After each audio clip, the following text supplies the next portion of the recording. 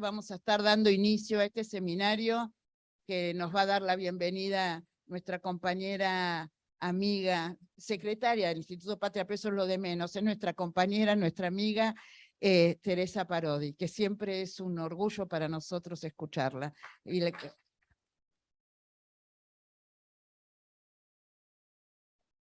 ¿A dónde? Acá hay que mirar. Bueno, pero yo quiero mirar bueno, a la gente, Bueno, ¿cómo están? Bienvenidas. Bueno, como les dijo Judith, yo vengo a saludarlas especialmente.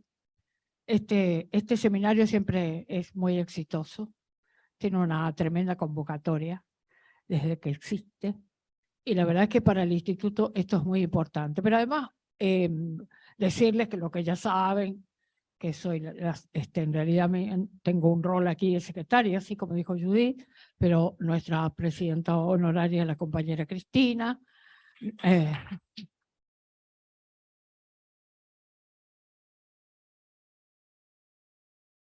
Y me encanta ese aplauso siempre, lo digo para que le aplaudamos. Bueno, y que nuestro presidente es el compañero senador Oscar Parrilli, que qué día esperanzado hoy, ¿no? Esto me permito decir yo. Lo que pasó ayer en Brasil creo que a todos nos... Hola Juliana. A todos nos llenó de una ilusión. La tenemos a la ilusión, porque es lo que nunca perderemos, porque somos naturalmente militantes, por elección militantes, entonces nunca dejaremos de ser militantes. Yo digo, chicas, que yo estoy en la Juventud Peronista porque no se envejece ahí. Los sueños te hacen eternamente joven. Así que, bueno, eso, que tengan un hermosísimo encuentro. Están con 3 mujeres formidables al frente de la mesa. Están tantas compañeras en distintos lugares del país, a quienes saludo cariñosamente, correntinamente, argentinamente, y con el corazón más latinoamericano que nunca. Así que que tengan un hermoso encuentro y sean siempre, absolutamente siempre bienvenidas a esta casa, que es la casa de todas, de todos, de todes, porque es la casa de nuestra compañera Cristina Fernández Kirchner, que pensó para nosotros esta casa, pensó para la militancia, pensó para la formación política, y ese es el rol verdadero del Instituto Patria desde su nacimiento. Ha sido un refugio y es el espacio de resistencia política, cultural, ideológica que existe en nuestro país, gracias a ese lúcido pensamiento de nuestra compañera Cristina. Así que un abrazo para todas, todos y todes.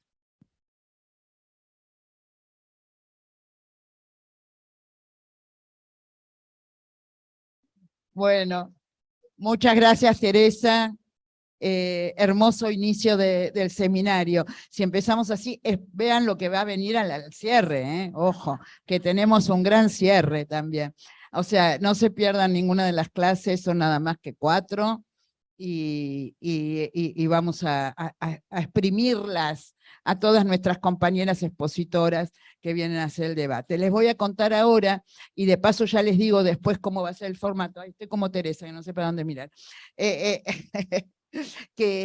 después de yo voy a ir presentando a las queridas compañeras que nos van a ir exponiendo, y ustedes van a ir, en caso que así lo requieran, algunas preguntas en papel para hacerle a las expositoras, si es que les queda algo en el tintero. Lo mismo las compañeras que están desde el chat van a hacer eso mismo, de ir viendo cuáles son las preguntas o dudas o consultas, si nos da tiempo a contestarlas también, porque lo importante hoy es que las escuchemos y que veamos, y después seguimos con todas las inquietudes en las próximas clases.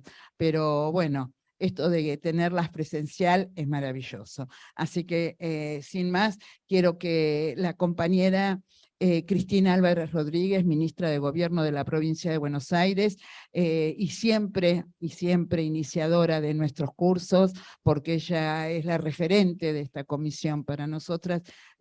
Siempre ha sido la compañera que batalló en toda la resistencia y estuvo con nosotros acá en el Instituto Patria, desafiando lo que había que desafiar para resistir justamente esos 4 años. Así que cómo no iba a estar hoy para la inauguración de este nuevo seminario. Así que Cristina, muchas gracias.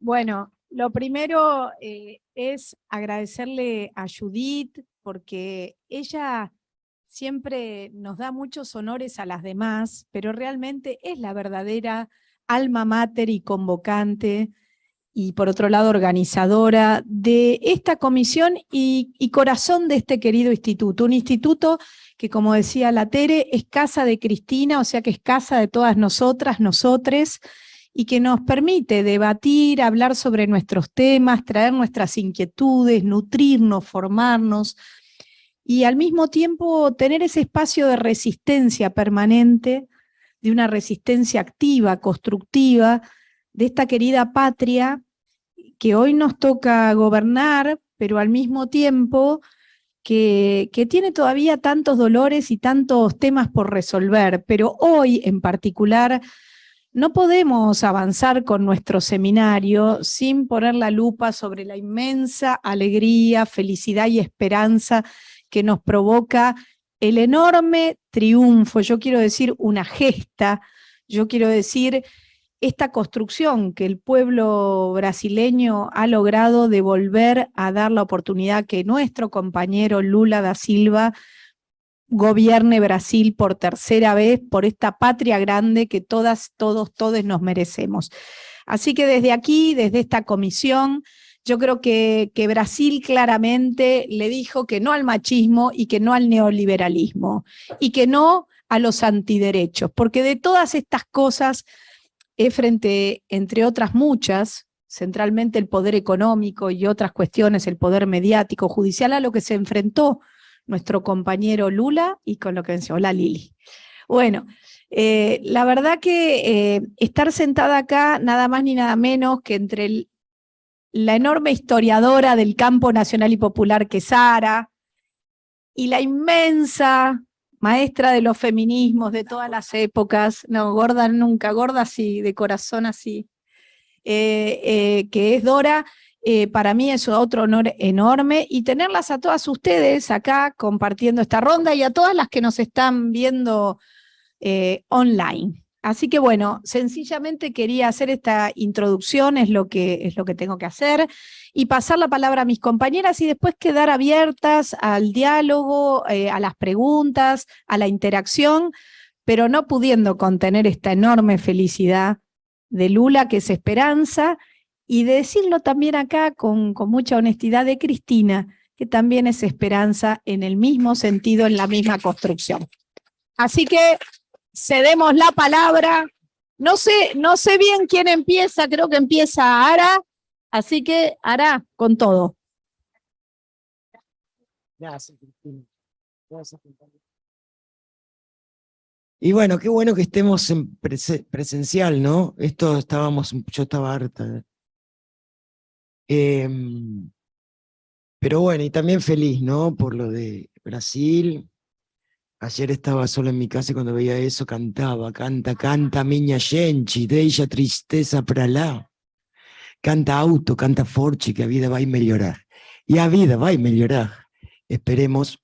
Y creo que sí, que en esto las mujeres tuvieron mucho que ver en el Brasil. Se cansaron de que este señor las gritoneara, las mandeleteara, las insultara, las ninguneara,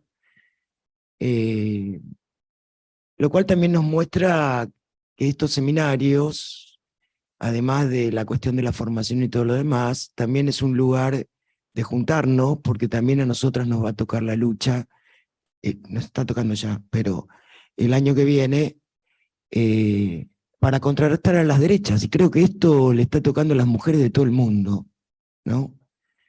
Y está bueno. Y bueno, lo que nos reúne hoy es los derechos de la comunidad organizada justa y feminista. Y la verdad que hacer una historia de cuándo comenzó nuestra lucha como mujeres nos remonta a la conquista mínimamente. Porque en verdad, digamos que ahí había una comunidad organizada a su manera, que vinieron los conquistadores a desorganizar. Y a desorganizar en forma violenta. Yo me acordaba cuando Cristina en aquel discurso dijo, no, nos desorganizaron la vida. Bueno, cuando te desorganizan algo, en general es con violencia, porque nadie te desorganiza algo amablemente. Y bueno, y los conquistadores vinieron con eso, y en verdad la resistencia, con conciencia o sin conciencia, comenzó ahí. Digo, siempre lo digo, cuando en la escuela alegremente nos dicen, vinieron los conquistadores, acá había unos indios que iban y venían por todas partes, y que los conquistadores dominaron, obviamente ejercieron violencia sobre toda la población, pero particularmente con las mujeres. Cuando en la escuela alegremente te dicen se produjo el mestizaje, en verdad el mestizaje no fue más que violación de mujeres, de manera que nuestra historia como mujeres en estas tierras nació, o nuestra lucha, en ese punto, y fue muy violenta siempre. Digo, ahora decimos, ay, qué tremenda la violencia, siempre fue tremenda la violencia. Seguramente ahora se comparte las redes, bueno, todo lo demás, pero digo, no hubo tiempos mucho menos violentos para nosotras. De todas maneras, bueno, las mujeres se fueron organizando, fueron pasando los tiempos históricos, la Revolución de Mayo, que cambió un montón de cuestiones, con las mujeres no cambió nada, esta es la verdad. Pero estuvieron.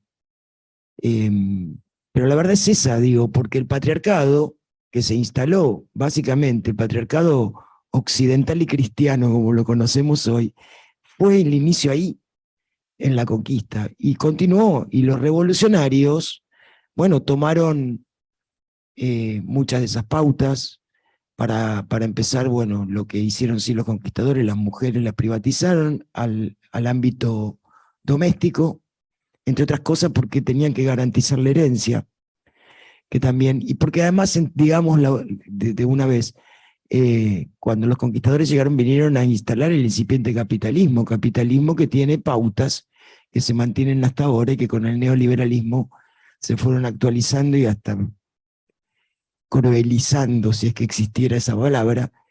Pero bueno, ¿qué hicieron los revolucionarios de Mayo? Sí, claro, sacaron a la monarquía, sacaron esas construcciones, pero básicamente o estructuralmente algunas cosas no las cambiaron. Esa, por ejemplo, el patriarcado, las mujeres seguían siendo propiedad privada, las mujeres eran propiedad privada de los varones, de ellos dependían, y tampoco modificaron muchas cuestiones como por ejemplo la propiedad de la tierra. Es decir, debieron haber devuelto la tierra a los pueblos originarios, no lo hicieron.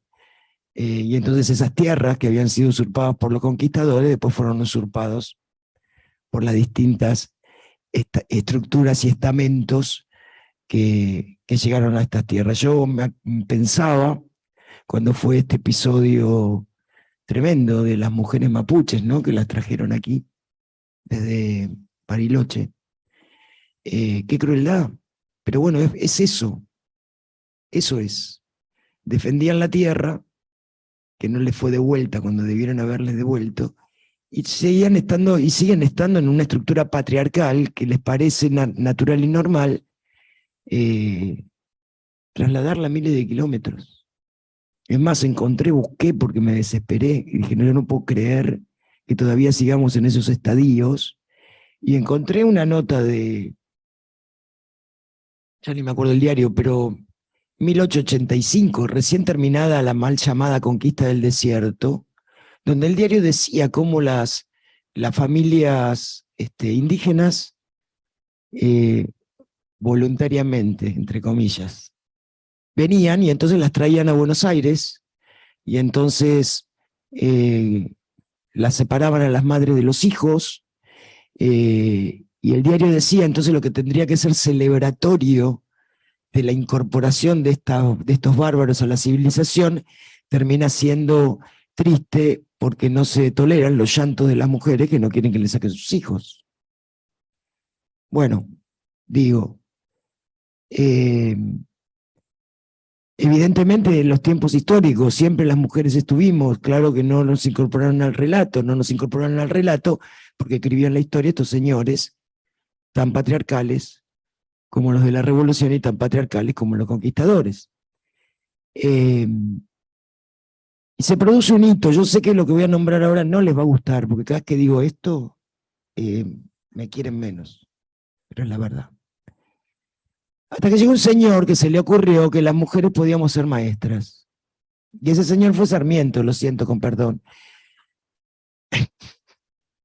Bueno, pero digo, como siempre me... No, nada más yo siempre les digo, no pasa nada reconocerle algo bueno a Sarmiento, no te cambia nada en la cabeza, nada. Bueno, a este hombre se le ocurrió lo de las maestras, porque más había estado en Estados Unidos, había viajado, lo habían mandado a estudiar los sistemas educativos del mundo, y cuando volvió, venía con esto en la cabeza. Tampoco lo hizo de inocente y de virtuoso, digamos la verdad, porque a las maestras le pagaban menos que a los maestros. Entonces salíamos más baratas. Pero bueno, lo cierto es que a este señor se le ocurrió que podíamos ser maestras también con un halo patriarcal, ¿no? Que nos llegó, por lo menos cuando yo era chica me lo decían, que la maestra era la segunda mamá. Bueno, como sea, lo cierto es que se dedicó a abrir escuelas para formar a las mujeres que hasta entonces no estudiaban la escuela secundaria. La escuela secundaria era el nacional, y el nacional preparaba para entrar a la universidad. Por lo tanto, las mujeres no estaban destinadas a eso. Cuestión que la escuela secundaria del normal, por eso se llama normalismo, este tiempo en el cual las mujeres se empiezan a formar, de ese grupo de mujeres a algunas se le ocurrió decir, bueno, pero si estudié la secundaria, ¿por qué no puedo entrar a la universidad? Y ahí empezó otra larga lucha, larguísima lucha. Y por supuesto estamos hablando de mujeres, de familias pudientes, porque falta mucho tiene que venir Perón para que la educación universitaria sea gratuita. Pero bueno, lo cierto es que se les ocurre, dice, bueno, ¿por qué no podemos entrar a la universidad? Y empezó una larga lucha. Tenemos que recordar, estamos hablando fines del siglo XIX, tenemos que recordar que regía el Código Civil de Vélez Sarsfield, donde éramos consideradas como incapaces y menores, de la tutela del padre pasábamos a la del marido, no podíamos hacer muchas de las cosas que hoy nos parecen obvias y naturales, no se podían hacer. Por ejemplo, tener una cuenta corriente en un banco, no se podía ser testigo en un juicio, no se podía definir los domicilios, ni que hablar de la patria potestad de los hijos, bueno, todo eso. Y empieza la lucha, y en las universidades le empiezan a poner cantidad de cuestiones que en verdad tenían que ver con el género, no con las cuestiones académicas que le ponían. Por ejemplo, Cecilia Grierson no la quisieron anotar en la Facultad de Medicina porque no tenía los cursos de latín. Y claro, en el normal no daban latín, daban en el nacional.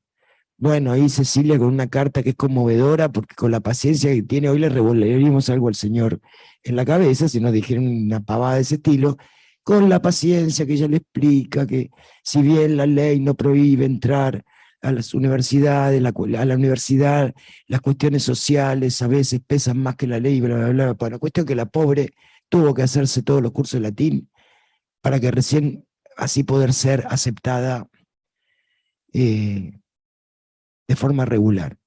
Y acá empieza algo muy interesante, que es cómo la lucha de una le abre el paso a la otra, en muchos campos. La primera que había que entrar en medicina era Elida Paso, no la habían dejado porque era mujer, hizo un juicio, lo ganó, la dejaron entrar, entonces ya a Cecilia no le impidieron entrar, pero le metieron lo de los cursos de latín. y bueno, la pobre lo tuvo que hacer, pero Julieta Lanteri, como supo todo eso, dijo, a mí no me agarran, se estudió el Nacional Libre en La Plata, y entonces cuando tuvo que entrar ya no le pudieron impedir, porque lo había logrado Élida, no le pudieron meter lo de los cursos de latín, porque lo había visto en Cecilia y fue adelantando. Y esto es así, y esto es muy interesante de ver, porque es una lucha, en general todas las luchas son así, pero la de las mujeres se ve clarísimamente cómo la lucha de una abre paso a las otras. Por eso está bueno tenerlo claro en el presente, porque cuando una de nosotras llega al lugar que llega, no es que llegó solita su alma, llegó por la lucha de tantas otras anteriores y tiene la obligación de abrir camino para que las que vengan se puedan incorporar. Esto que digo feminista es peronista y no es liberal. Digamos, esta cosa del individualismo, por eso los liberales no luchan, pero bueno, no importa, ese es otro tema. Claro, ¿para qué van a luchar? Bueno, cuestión que estas mujeres son las que empiezan a pelear primero por los derechos civiles y después por el tema del voto. Y son muy ingeniosas en su lucha, la verdad que son muy ingeniosas. ¿Quiénes eran? Eran radicales, eran socialistas, anarquistas, bueno, los anarquistas no, porque no les gustaba el Estado, pero también luchan, no por el voto, pero luchan. Comunistas, bueno, se empiezan a sumar mujeres librepensadoras, y empiezan, por supuesto que también esta es otra característica de nuestro feminismo, después Dora va a decir si sí o si no, que nos peleamos, las mujeres nos peleamos. Entonces, rápidamente se armaron varios grupos, Consejo Nacional de Mujeres, Cecilia Grierson había viajado a Londres, vino aquí para armarlo, 1900, ¿qué pasó? Se le derivó en un club de mujeres hacendosas. Entonces, rápidamente dijeron, no, acá no, para bordar, coser, abrir la puerta para ir a jugar, no. Entonces, bueno, se fueron del Consejo y armaron la Asociación Universitarias Argentinas. Y desde ahí se empezaron a apoyar para poder ingresar a la universidad, pero después también para poder ejercer sus profesiones, porque imaginen ustedes, principio del siglo XX, qué varón iba a dejar que una médica mujer lo atendiera. O qué señora bien de una familia bien iba a llevar a sus hijos a que la atienda una médica. Entonces terminaban pobres, haciendo cosas que hacían los practicantes, aplicando la vacuna, los practicantes varones, ¿no? Atendiendo a los más pobres, en general. Y también atendiendo las disidencias. Estaban las mujeres estas atendiendo a las prostitutas y atendiendo a algunas travestis que ya existían en aquel tiempo y que no eran atendibles en ningún lugar. Bueno, cuestión que empiezan con la lucha, unas dicen vamos a hacer, no, primero se hizo el Congreso Feminista Internacional, femenino internacional, no era feminista, que fue justamente surgido de esta agrupación Universitarias Argentinas, y se mandan un congreso impresionante, y vienen mujeres y personalidades de todo el mundo, y hacen ponencias, y después las exponen, y después proponen votos, todo muy formal como para demostrar que estaban en condiciones de participar de la misma manera que los varones en debates y discusiones. Bueno, ustedes saben, en 1926 son los derechos civiles, la ley de Mario Bravo, y ahí empieza el tema, ya antes había empezado también el tema de los derechos políticos, queremos votar. Bueno, unas dicen hagamos ensayos de voto, entonces los mismos días que había elecciones generales, armaban todo igual, la mesa, las fiscales, la presidenta de mesa, las boletas, toda la historia, y venían y votaban, para demostrar que podían hacerlo. Por supuesto los diarios le tomaban el pelo, les decían dejen a las chicas que jueguen al voto, si cuando son chicas juegan a la visita, juegan a la mamá, juegan a todas esas cosas que juegan, bueno, que jueguen al voto, no pasa nada. Y había otras, como Julieta Lanteri, que chicañaba a las del ensayo de voto, y decía, el voto no es un juego, hay que hacerlo en serio. Y entonces Julieta armó el Partido Feminista Nacional, 1919, descubrió que la ley decía que las mujeres no podían votar, pero no decía que no podían ser elegidas, y se presentó a candidata en las elecciones generales, sabiendo que no iba a lograr los votos, pero lo que lograba eran votos de varones, porque eran los únicos que podían votar. Se peleaban. Entonces Alicia Moró, de las socialistas, que hacían el ensayo del voto, le decía, bueno, esto es una iniciativa individual que no tiene ninguna importancia porque es una gestión individual, y la otra le decía, y ustedes se lo están tomando para la chacota, cuando en verdad, bueno. Cuestión que lo cierto es que se peleaban pero colaboraban. Julieta colaboraba con el ensayo del voto y Alicia Moró le armaba reuniones y mitines con algunos candidatos socialistas en el Partido Feminista Nacional. Digo esto porque a veces nos asustamos bastante cuando las feministas nos peleamos. Nos peleamos. El tema es cómo se resuelve esa pelea y el tema es cómo vamos avanzando aún a pesar de esa pelea. La otra noticia es que los peronistas también nos peleamos. Y nos peleamos de entrada. Digo, porque la otra gran etapa del avance de los derechos de las mujeres fue el peronismo, obviamente. El mismo Perón, el día que asumió la presidencia, se comprometió en su discurso a otorgar el voto a las mujeres. Bueno, por supuesto, la presencia de Eva va a hacer que esto tome ritmo. Y el voto femenino no fue fácil, ¿eh? A Eva también le costó. Tenía que ir a pelearse con los propios diputados y senadores peronistas que no querían. Digo, busquen en YouTube los debates, y algunos de esos que debaten eran nuestros, no eran, digo, los otros también, pero algunos nuestros hubo que convencerlos, y Evita era muy convincente, ustedes saben.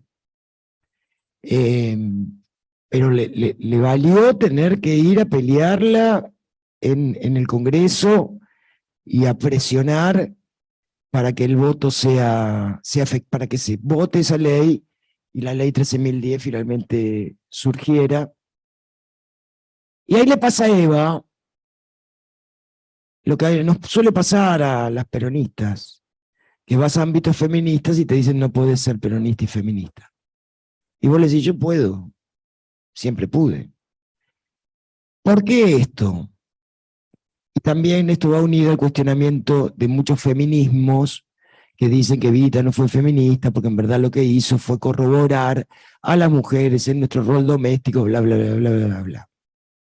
Y la verdad, que cuando se sanciona la ley del voto y hay que organizar a las mujeres, se les ocurre a Perón y a Eva hacer el partido peronista femenino. ¿Por qué lo hacen?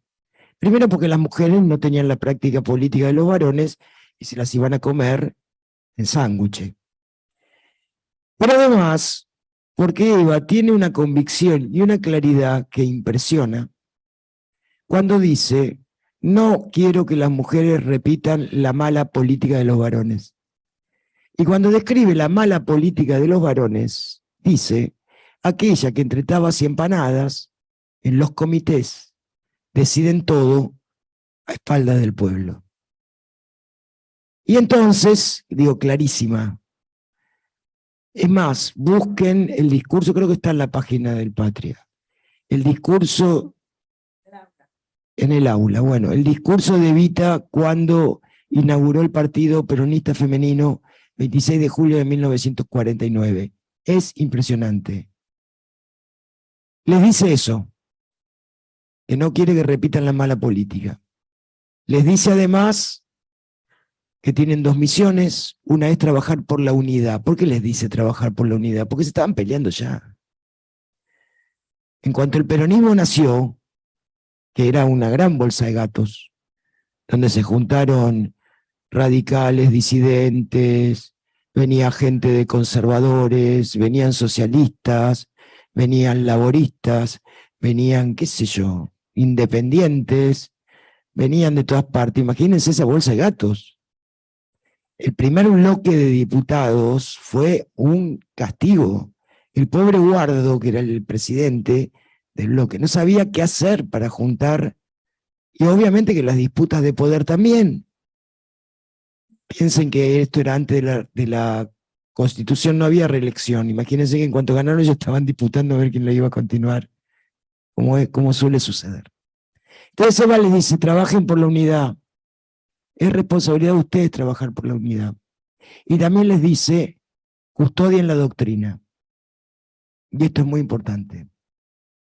Porque les dice, muchos de los que van a meterse en nuestras filas no van a ser nuestros, van a repetir nuestro discurso, porque si dijeran el de ellos, saben que van a perder. Entonces van a repetir nuestro discurso. Y nuestra misión va a ser custodiar la doctrina, soberanía política, independencia económica, justicia social. ¿Cómo nos vamos a dar cuenta que están zaraseando y porque, por conveniencia? Y es fácil, por las obras. Cuando los vean cómo actúan, se va a quedar claro quién es quién. Y una tercera cosa les dice, sean como hermanas. No estaba el término sororidad entonces. Pero Evita se los dice, dice, ustedes se van a pelear. Se van a pelear como se pelean las hermanas. Pero se tienen que tener paciencia, tienen que hablar, se tienen que querer, se tienen que hacer todas esas cosas, y con paciencia y todo lo demás se van a terminar amigando. Y dice algo que a mí siempre me dio mucha ternura, porque dice, y eso sí, cuando se peleen no me lo vengan a contar a mí porque me pone muy triste. Entonces digo, bueno, eso fue en 1949, julio, a fin de ese año había 6.000 unidades básicas en todo el país, donde no podían entrar varones, donde las autoridades eran las mujeres, donde además les dio la instrucción que en lo posible las autoridades no sean ni la mujer del gobernador, ni la hermana del diputado, ni, bueno, todas esas cosas. Y cuando las compañeras le decían, ella la llamaba, porque también Eva inauguró una forma diferente de hacer política entre las mujeres y de mujeres. Evita llamaba a una por una a las delegadas censistas, que eran muy jóvenes. Imaginen en aquel tiempo, que te manden a una provincia a armar todo este infierno, y las compañeras iban, y entonces Evita ellas les tenían que mandar informes todas las semanas, y además ella se comunicaba con cada una de ellas para preguntarles cómo estaban. Cosa que a un varón jamás se le ocurriría. Te manda, andá, hacelo y jorobate si te sentís mal. ¿Cómo estaban? ¿Qué necesitaban? Y estas compañeras le mandaban los informes y le decían, señora, las mujeres no quieren venir. Muchas mujeres no quieren venir. Unas porque quieren venir, pero los padres y los maridos no las dejan. Y las otras, porque dicen que no es cosa de mujeres andar politiqueando y todo esto. Y entonces Evita que dice, bueno, que las unidades básicas femeninas sean una extensión del hogar, que las mujeres puedan venir con sus hijos, que vengan a aprender lo que tengan que aprender, oficios, lo que sea, leer y escribir, muchas de ellas. Y además hablan de política. Y las unidades básicas femeninas se llenaron. Obviamente que no es que Evita quería confirmar a las mujeres en su rol doméstico.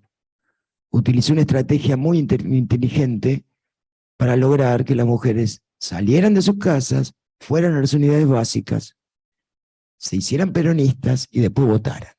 Y además muchas fueran elegidas, por primera vez en nuestra historia. Digo porque también esto de la estrategia es interesante.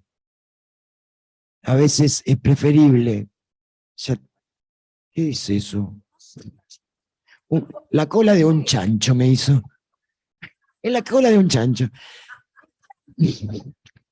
¿No es una cola de un chancho? Ya termino, ya termino. Hizo una cola de un chancho. No sé qué hizo. No sé qué quiso decir eso. No sé, hizo una colita. Bueno. Bueno, nada, eso. Cuando las mujeres votamos por primera vez en 1951, no solamente votamos, fuimos elegidas. Entraron cantidad de mujeres en la Cámara de Diputados, en la Cámara de Senadores, por primera vez, en las legislaturas provinciales, en los consejos deliberantes, y no entraron en comisiones que uno dice, bueno, las mandaron a educación, como hacen ahora, las mandaron a familia. No, no, estaban en Hacienda, estaban en obras públicas, estaban en comisiones que ahora hasta nos cuesta integrar. Y bueno, lo cierto es que las mujeres se incorporaron a la política. Y eso lo hizo el peronismo, con todas sus contradicciones, con todas sus peleas, con todas las cosas que ya sabemos, pero lo hizo el peronismo. Y lo hicieron las mujeres peronistas, que desde entonces, miren, cierro con esto porque cuando se produce el golpe, toda la historia, obviamente que muchas de estas mujeres diputadas senadoras terminaron todas presas. Empezaban a ser una nueva generación, es muy gracioso leer las peleas que tenían Ana Macri y todas ellas, las viejas diputadas que no eran viejas, pero eran viejas para las nuevas, y Alicia Eguren, por ejemplo, la mujer de Cook, que estaba presa, y se peleaban, claro, porque las viejas querían salir, habían sido diputadas, y las nuevas querían hacer lío, entonces hacían lío en el penal, y las viejas le decían, paren chicas, y las otras decían, son unas burguesas.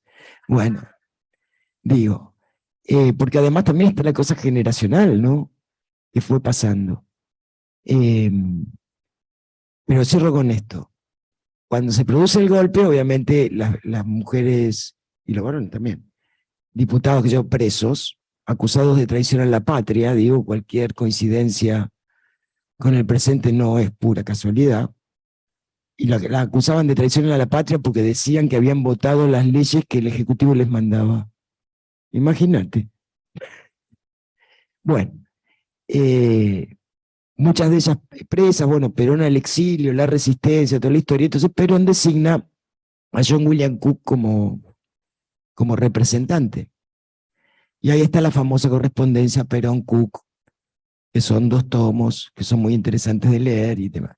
Bueno, en una de esas intercambios, Cook, influido por Alicia Eguren, que decía que la rama femenina era vieja, había que sacarla, qué sé yo, le dice a Perón que propone que eliminemos la rama femenina.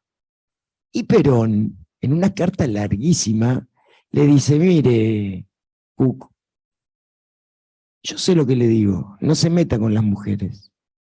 Déjelas, si nosotros decimos que dejamos a los varones la rama política que se organicen como quieran o como puedan, si decimos que en la rama gremial se organicen como quieran o como puedan, ¿por qué la vamos a meter con las mujeres? Déjelas, yo sé lo que les digo. Y se lo repite como 3, 4 veces en la carta, no se meta con las mujeres. Finalmente no se metió. Pero bueno, digo, pertenecemos a un movimiento que nos ha dado lugar desde que nació. Insisto, con todas sus contradicciones, con todas sus peleas, con todas las cosas que ustedes quieran. Es más, hemos logrado derechos en otros gobiernos peronistas, incluso algunos que no nos gustó, como el de Menem. Sin embargo, hemos logrado ahí la ley de cupos y demás. Y fue avanzando, ni que hablar en los gobiernos de Néstor y Cristina, donde obviamente fuimos ganando derechos. Y acá hay compañeras legisladoras, diputadas, que son diputadas porque aquellas fueron diputadas, y que fueron ganando derechos porque aquellas ganaron derechos. Y las diputadas que estaban en los 90, que pelearon la ley de cupos, ahí está Juliana que la estoy viendo, abrieron el camino para que después se pudiera lograr la paridad y otra cantidad de derechos en lo electoral que no se habrían logrado. Y se repite la historia, y es lo mismo que aquellas viejas que habían entrado a la universidad y que después que habían entrado a la secundaria, habían ido a la universidad, bla, bla, bla, larga carrera de posta, y la seguimos haciendo. Y seguramente vamos por más derechos. Y después que se logró la paridad electoral, se logró la paridad en el partido. Y como los derechos no tienen techo, gracias a Dios, o a quien corresponda, entonces nos toca a nosotras, primero, saber qué más derechos tenemos que pelear, y después tener el coraje, la voluntad, la lealtad de cumplir con aquello que nos mandó Evita. Cuidemos la unidad, cuidemos la doctrina, seamos como hermanas, y seguro avanzamos. Y yo ahora le paso a Dora, porque Dora nos va a decir qué derechos tenemos que pelear ahora.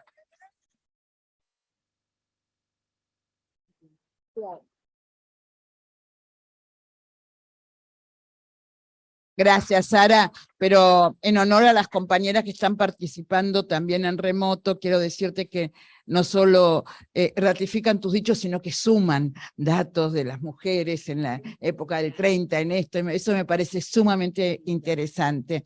Y también mencionar que, bueno, nada, las políticas que se han hecho como ellas hacen, el potenciar y demás. O sea que hay una intervención muy interesante de las compañeras que están participando. Y bueno, y ahora las palabras de Dora, como dijo, como tan esperadas de nuestra maestra. Maestra vieja.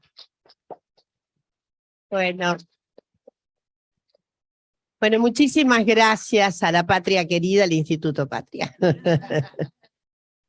Hola, todas, todes por ahí. Qué maravilloso. Yo quiero decirles que esta cuestión de la colita que había aparecido acá, era que Judith me estaba diciendo que había 103 compañeras conectadas. Entonces, eso y parece, así que gracias a esa conexión. Gracias por estar acá, vivas, presentes. Yo no puedo dejar de referirme a Brasil, que es mi segunda patria, ¿no? Yo tuve la fortuna, digo, de haber podido sobrevivir y haber podido elegir un país como Brasil, tan complejo él, y de tantos cambios, ¿no? De tan tremendos cambios. Hay algunas cuestiones, las voy a decir muy rápidas, que no me sorprendieron, de la desventura de Bolsonaro. Bolsonaro es una desventura que tiene su cierta previsión en estamentos sociales en Brasil, que son muy reacios a las transformaciones y a las redistribuciones, debe decirse. Yo no puedo olvidarme que cuando el golpe, en 1964, uno de las tremendas hazañas de la CIA en la región, porque el golpe de Brasil tiene más CIA que lo que tuvo el 55, podríamos decir que el 55 tiene un diseño CIA acá. El primer golpe diseño de la CIA es el de Arbenz, de Jacobo Arbenz. Ese fue diseñado, quiero decirles, ustedes recordarán, Perón fue enorme aliado de Arbenz y fue dramático, porque además Arbenz era militar, y había hecho una enorme transformación política, Jacobo Arbenz. Él y su mujer, Cristina Vilanova, quería ser una imitadora de Evita, tal las cuestiones. Inclusive todavía no tenemos claro en qué momento visita Argentina, pero hay algo que quiere absorber de la Fundación Eva Perón. Voy a hacer mención a esto porque si no, no haríamos suficiente justicia al salto histórico que ha habido en Brasil. De modo que el primer golpe institucional de la Guerra Fría, cuando la Guerra Fría se traslada, cuando los intereses imperiales se trasladan del nudo del Mediterráneo, donde Estados Unidos sospechaba que iba a venir una caída en cadena hacia el socialismo real de Turquía, Grecia, después de la guerra, ¿no? Entonces se muda para el Atlántico acá. Hay un querido historiador que dice que hay un giro ahí. Después de terminar la guerra, más que la Guerra Fría está en todo el planeta, pero se instala en América Latina porque se prevé que América Latina está en camino de posibles grandes transformaciones, el peronismo, etc. Y entonces Jacobo Arbenz, el golpe fue diseñado, es laboratorio CIA, diseñado, ejecutado, hecho desde los Estados Unidos. Entonces, ahí hay una concatenación, caída después de Perón, y después caídas varias, Bosch, Santo Domingo, bueno, en fin. Y más recientemente, uno podría decir, los golpes que conocemos más, 64, Brasil, la caída de Goulart. Goulart viene a la Argentina y probablemente fue asesinado en nuestro país. Y quiero decirles que cuando yo llegué exiliada a Brasil, había un craquelé, la dictadura se había hecho blandengue, digámoslo, porque ya había pasado el AI-5, que fue un momento, el 64 fue el golpe, pero el 68 fue el golpe dentro del golpe. Y la verdad es que era tremendo. Yo llego en el 77, ya se venía decantando una salida, se venía muchas exiliadas y exiliados volvían a Brasil. De hecho, cuando yo salgo, yo lloraba porque me iba y había gente que tomaba el avión llorando porque volvía a Brasil. Entonces, y voy a recordar que ese Brasil tuvo un enorme movimiento de mujeres, que fue el primer movimiento pela amnistía de Brasil, un movimiento de mujeres en Brasil. Fue, como siempre ocurre, mujeres al frente. Con doña Teresinha Godoy, que fue partícipe necesaria, que tenía, no importa, no voy a hablar de ella ahora, vamos a hablar de otras cosas, un personaje. Lo cierto es que, quiero decirles algo, a mí me asombraba la cantidad de gente de clase media que era pro dictadura de Brasil. Entonces, no era lo mismo de Argentina, no era lo mismo. Entonces, siempre ha habido una franja, tiene mucho que ver con dos cuestiones. Brasil tiene un problema de las identidades políticas, es un craquelé de identidad política. La gente ahora votó Lula, no votó PT, ¿está claro lo que quiero decir?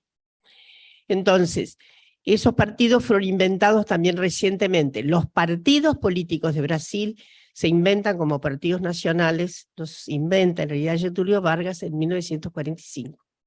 Antes había partidos regionales. Cada región tenía su partido, de un lado del otro, ¿no? Liberales, conservadores, en fin. Pero, en realidad, es en la segunda mitad de los 40 que se devienen fuerzas nacionales. Y en realidad Getúlio inventa dos para sí, el PCD y el PTB, Partido Trabajista do Brasil, que era el partido de Goulart, recuerdan. Y un partido más, que era la expresión liberal conservativa, etcétera, etcétera. Pero es reciente. Entonces, es muy difícil, con esto quiero decir, construir identidad a lo largo de los tiempos en Brasil. Nosotros tenemos una cierta troncalidad, ¿no? El peronismo, bueno, dentro de poco tiempo va a ser centenario. El viejo partido centenario está desdibujado. Hay más centenario que partido, pero en fin. Lo que quiero decir es que efectivamente faltan esas telurias de la identidad. A mí me sorprendía mucho que en lo cotidiano en Brasil el término más usado, el verbo que nosotros usamos posicionalmente, existencialmente, inclusive como agonalmente, ser y estar, ¿no? En Brasil no se está, es diferente. Esto impresiona mucho. Esto, pero eso no quiere decir, había un célebre ministro de la dictadura, ya de la época de Figueiredo, cuando ya se venía aflojando, que decía, tipo muy vivo, de derecha inteligente, etcétera, decía algo que siempre llamaba la atención. Eu estou ministro. No soy ministro, ¿está? La manera de esquivar, ministro Portela. Bueno, y dicho lo cual, entonces hay además una composición de clases medias en Brasil recientes. Las clases medias en Argentina tienen por ahí un inicio, tenemos un querido, distinguido historiador, Ezequiel Adamowski, que él piensa que las clases medias no existen en el siglo XIX, que recién hay que esperar 20. Es discutible, yo digo que acá hay porciones de esas clases que van existiendo, pero en Brasil relativamente son más nuevas, de conformación. Entonces la pretensión de las clases medias de Brasil es muy grande. Su identificación, su modo identificativo está para arriba. Y ha habido además escasa capilaridad, porque Brasil no tuvo peronismo, está clarísimo. No se comparan el getulismo con el peronismo. A mí me encantaría alguna vez hacer esa distinción, porque si es el populismo de Getúlio, no tiene nada que ver. Entonces, dicho lo cual, no asombra que haya podido tener un vertedero tan tremendo como Bolsonaro. Que además, miren ustedes, termina con el 49%, ¿no? Entonces, pero no es sorprendente, no es sorprendente. Esos votos, más que votos pro Bolsonaro, votos tan de extrema derecha, votos fascistas. Bolsonaro es un facho, que es neoliberal. A veces me incomoda. El neoliberal es un facho que no tiene otra cosa que hacer, obviamente, que sacramentar el mercado, pero el resto tiene milicias armadas, anda matando gente por ahí. El caso de Milei seguramente va a dar, si se hace lo que debe hacerse, va a dar en la puerta de Bolsonaro. Y que estaba dispuesto a tantísimas cosas más. Homofóbico, transfóbico, lesbofóbico. Pero, ¿qué más queremos? Programa facho, pero por donde se lo mire. Acá, en este momento, tenemos algunas réplicas adefésicas que andan por ahí, pero muy adefésicas. Y bueno, tienen. Y ya ahora sí comienzo con lo otro. Así que eso es para mí, por eso para mí anoche fue una noche muy particular, porque era... Y lo que más me impresionó, sí, fue ver tantísima gente joven. Ay, qué bueno es ver tanta gente y tantas mujeres. Porque debe ser dicho, en la composición del voto a favor de Lula, las mujeres hicieron una muy buena diferencia. Faltaba más. Ahí la servidumbre voluntaria había sido el más, ¿no? Imagínense un hombre que ha venido ofendiendo a las mujeres y demás. Debo decir que cautamente Lula, que sí, se tuvo que acomodar a una regla elemental para poder ganar. Saben ustedes lo que es eso, ¿no? Entonces, en la regla elemental para poder ganar esa enorme hipercoalición, de algunos temas no se hablaron. Ustedes vieron que anoche Lula no habló de género ni por puchas. Y no habló de otras cosas. Habló de diversidad, pronto hasta ahí, ¿no? Y habló mucho de, obviamente, de antirracialismo, ¿no? De estar, pero le perdonamos, ¿está claro? Se lo perdonamos de momento porque evidentemente tuvo que ganarse. Ustedes saben que esa guerra, además, era una guerra vieja, parecía una guerra telúrica, una guerra confesional, ¿no? El diablo, etc. ¿Saben que llegaron a decir cosas así, no? Que era votar por Lula era votar por el diablo, cosas impresionantes. Dicho lo cual, ahora entramos yo me voy a ocupar de los feminismos nuestros recientes de cada día. Los grandes cambios ha habido en el siglo XXI. Nosotros tenemos una constelación de feminismos teóricos y políticos. Cada teoría feminista tiene consecuencias políticas, ¿está claro? Cada teoría feminista tiene consecuencias políticas. Hay feminismo de todos los colores. Yo no me voy a ocupar de eso. Hay desde, obviamente, unas porciones liberales, digo liberales, no digo fascistas, digo liberales. Por ejemplo, una figura muy importante como Marta Nussbaum, que vale la pena leerla, ella cree en algunas cuestiones que son doctrinariamente liberales. Hasta un arco muy grande que en general tiene una alta participación vertebral, lo que se llama la radicalidad feminista, radical. Nada que ver con radical, por favor, no confundir. Radicales en el sentido de, muchas de ellas vienen de un vertedero inclusive marxista, ¿no? La radicalidad es haber puesto inexorablemente en el centro la cuestión del patriarcado.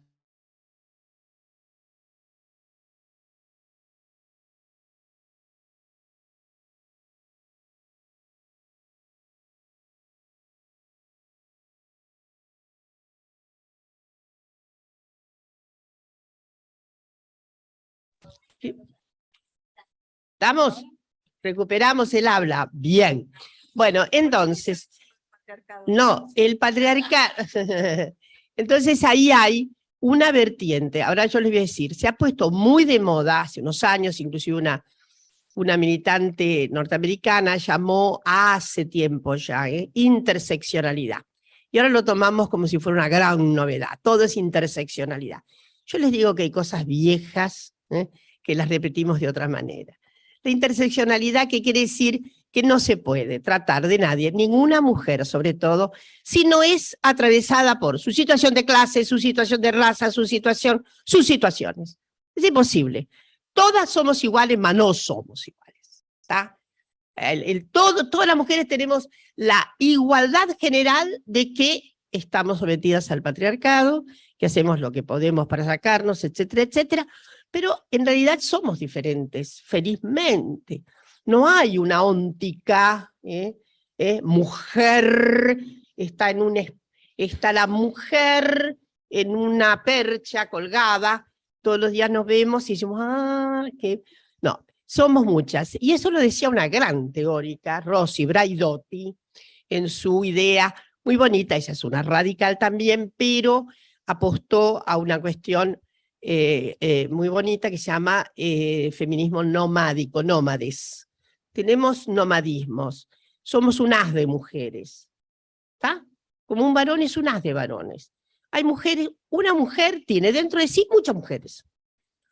Y pensemos nosotras, dimensión 1, dimensión 2, dimensión 3, a veces hay grados de mucha incoherencia entre esas mujeres que somos, ¿no? Y hay otros grados en que no hay tanta incoherencia, ¿no? Entonces, a ver, tenemos pensamiento progresista en esto, lo otro y demás. Además, obviamente, le acertamos a políticas progresistas. Hay cierta coherencia ahí. Pero hay un debate grande entre eso, lo decía Braidotti bellamente, ¿no? Tenemos, y bueno, a veces también nos asoman, obviamente, una dimensión religiosa. ¿Ma per qué la vamos? Bueno, la dimensión religiosa no tiene por qué desobligarnos de nuestra vocación antipatriarcal. Les voy a contar algo. La primera vez que fui a San Luis, que me invitaron, ahí la conocí a Yelén, en San Luis, y me sorprendió mucho, pobre, me invitó una muchacha pobrecita que he sabido hoy que murió, una chica que era la intendente de un pueblo de San Luis, y que me sorprendió muchísimo, ¿no? La cabeza tan progre que tenía. Entonces me acuerdo que hicimos un debate más público, no solo con las compañeras funcionarias, digamos, les compañeros funcionarios. Entonces en el debate abierto, que era un teatrito ahí en San Luis, alguien me dijo, estábamos justamente con el pañuelo verde a todo lo que da, estoy diciendo inicio del 2020, todavía no teníamos pandemia, era en febrero. Y resulta que hay alguien en el público, de manera muy cariñosa, me dice, Dora, ¿y cómo hacemos para provocar una actitud feminista entre los sectores populares, las mujeres populares que tanto sufren y que tienen una religiosidad tan acendrada? Yo dije algo que voy a repetir. Miren, es estúpido que una feminista comience diciéndoles no crean en la Virgen María ni en Dios. Por favor.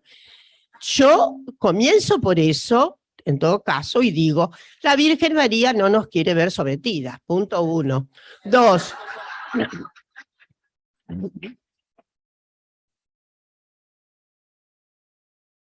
Dios no puede haber creado la desigualdad humana.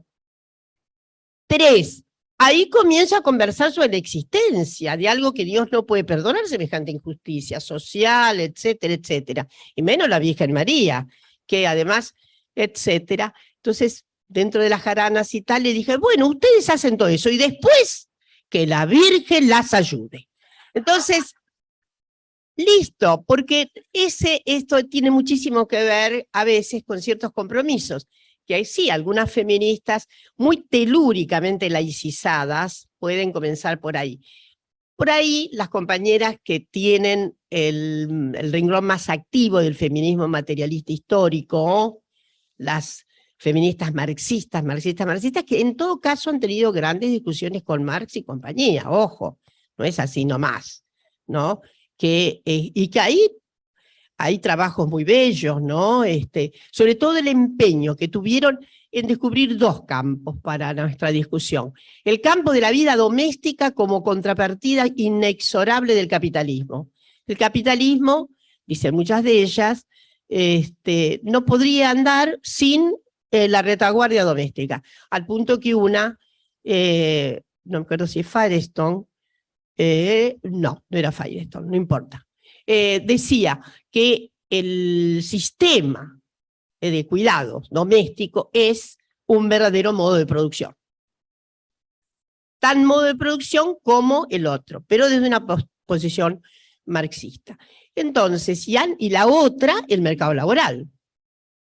Las posiciones de las compañeras feministas marxistas le han dado mucha importancia a la cuestión de la desigualdad en el mercado laboral y qué significa para el capitalismo esa desigualdad, etcétera, etcétera. Entonces, pero una podría decir, no quiero perderme, esa radicalidad ha sido muy nutriente, ha dado lugar a varias cuestiones, varias. Yo voy a recordar que una radical inicial, Kate Millett, la famosa autora de Política Sexual, miren, uno la vuelve a leer ahora y dice, pero qué boludeces que a veces decimos, perdone, que decimos, Kate Millett habla claramente de, porque una la leyó hace 30 años, 30 y pico, y después, sería, comienza diciendo, una mujer siempre está en una situación, hay que verla en su situación de clase, en su situación de raza, en su situación de... O sea, no es que... Pero obviamente devino ahí una conversación a veces airada, como decía las conversaciones, por eso hablamos de los feminismos. A veces las conversaciones son airadas, las luchas han sido muy duras, los sartenazos han sido durísimos, ¿no? ¿Cómo olvidar, por ejemplo, toda la diatriba que arma Judith Butler, con sus posiciones? Tremendo, ¿no? Impresionante. Y bueno, es una radical que tiene un aspecto muy hegeliano, que ha mamado mucho del marxismo también, ¿no? Mucho del anarquismo, etcétera. Eso es lo más bonito, ¿no? Cómo podemos ser heteróclitas en eso, en nombre de la emancipación, y no ponernos solamente en este recuadre. Ahora lo que les quiero decir es que toda la vorágine se ha hecho más estrepitosa con el advenimiento del nuevo siglo, en donde las teorías han tenido más todavía, mucho más argumentación en un sentido o en el otro, y bueno, ya han devenido con más fuerza los llamados feminismos decoloniales. Dentro de los llamados feminismos decoloniales, los feminismos postcoloniales, o feminismos de la emancipación colonial, por así decirlo, tampoco son uno solo. Hay varias lecturas, hay gente más marxista, hay gente menos marxista, hay gente más radical, menos radical, hay también una posición diversa. Lo que tienen de común es la advertencia fundamental de atención a las posiciones feministas que se olvidan, obviamente, de esto que decía recién la querida. No hay que olvidarse de que hay un colonialismo concreto, ¿no? Que hace el colonialismo del patriarcado tiene tantísimo que ver con el colonialismo y el sometimiento de tantísimas congéneres, ¿no? De comunidades originarias, afrodescendientes y demás. Entonces ha habido una gran oportunidad para cierta disidencia con las señoras blancas. Es un problema, porque las señoras blancas en América Latina son de existencia realmente poco virtual. Yo no sé si soy la blanca auténtica, mírenme bien. Siempre es un problema, ¿no? ¿Qué queremos decir con eso? Por ejemplo, y lo voy a decir en serio, toda la zona caribeña, México, es una zona de gran mestizaje. Ayala fue una gran dirigente feminista de 1900-1910, Prudencia Ayala, en El Salvador. Era india, era de una comunidad indígena, ¿no? Lo mismo que Argelia Laya, que fue una gran feminista venezolana, era afrodescendiente. Entonces, hay misturas. Sin embargo, me parece interesante, sobre todo María Lugones, que se empeñó mucho, murió hace poco, argentina, radicada en Estados Unidos, ella tuvo una enorme pregnancia en lo que sería la lucha anticolonial y, en fin, fue muy clara en señalar los desaciertos que tenía la cosmovisión de las mujeres blancas, en fin. Y me parece acertado. Por ahí María tenía unas impregnaciones un poco idealizadas. Yo creo que hay patriarcado en todo y cualquier lugar. No hay ningún lugar celestial en el mundo que se prive, ¿no? Tanto es así que las hermanas de los pueblos aborígenes saben muy bien cómo es su patriarcado, claro que lo saben, ¿no? Y que obviamente es un patriarcado que en fin, que tiene puede tener alguna divergencia con los patriarcados, pero la tiene. Y hay toda una experiencia que por eso la lucha tiene que ser situada. Las mujeres tienen que ser vistas en carne y hueso. No hay una situación abstracta. De ahí que a mí me parece que ha sido también muy interesante en orden a el progreso de una visión que privilegie la situación de nuestras hermanas de los pueblos originarios y que se haya constituido inclusive en esa comunidad de sentido tan bonito que es el Abya Yala, ¿no? Que ha hecho cosas muy importantes, inclusive ustedes saben que hace poco apareció publicado el famoso Tribunal contra el Patriarcado, que hicieron muy, muy, muy bello, donde hay mujeres no solo de origen de comunidades originarias, también hay otras que se han cruzado, pero que bueno, que tiene mujeres muy importantes de la zona mexicana, caribeña, boliviana, sobre todo, y que a mí me parece que su saga es muy interesante. Yo creo que ha habido una tal vorágine de cambio durante el siglo XXI, en donde algunos países, obviamente, desde el punto de vista de la matriz de derechos para las mujeres y las disidencias sexogenéricas, ha sido notable. Argentina, bueno, Argentina se lleva toda la palma, porque la verdad es que durante todo el trámite enorme que tuvimos en los años kirchneristas, obviamente hubo una plasmación de derechos fundamentales. Y voy a decir, aquellos obligados que teníamos por la Convención, la 26485, etcétera, que sigue cambiando, porque bueno, ustedes saben, sigue actualizándose. Ahora tenemos justamente la incorporación de las violencias específicas de nuestras hermanas de pueblos originarios. Después tenemos nada menos que la ley de matrimonio igualitario, que poquísimos lugares de América lo tenían, de nuestra América. Después tuvimos esa enorme construcción de derecho de ciudadanía fundamental, que es la Ley de Identidad de Género, 2012, que pone el orden jurídico pata para arriba. Me acuerdo que con Josefina Fernández, después que se votó la ley, decíamos, no saben lo que votaron, porque se les va a alterar el mundo. Bueno, algunos magistrados y magistradas todavía no se han dado del todo cuenta. Tampoco se han dado del todo cuenta que tenemos un mandato que es la ley Micaela y demás. Ley única, es cierto que no es de nuestro periodo glorioso, se saca a regañadientes, porque se sacó ahí en el 2018, pero la hicimos nuestra, porque la ejecución de la ley Micaela comienza recientemente, después de un año de sanción, comenzó evidentemente el ejercicio, el derrame, obviamente el que se obligaba al Estado, de la instrucción a todo su funcionalismo de todos los poderes. Yo lo que quiero decir es que la verdad que la Argentina es probable que por eso sea uno de los países en donde las características de los feminismos sean tan derramadas y tengan adhesiones tan enormes a una tradición, que es la que había contado, la tradición del peronismo.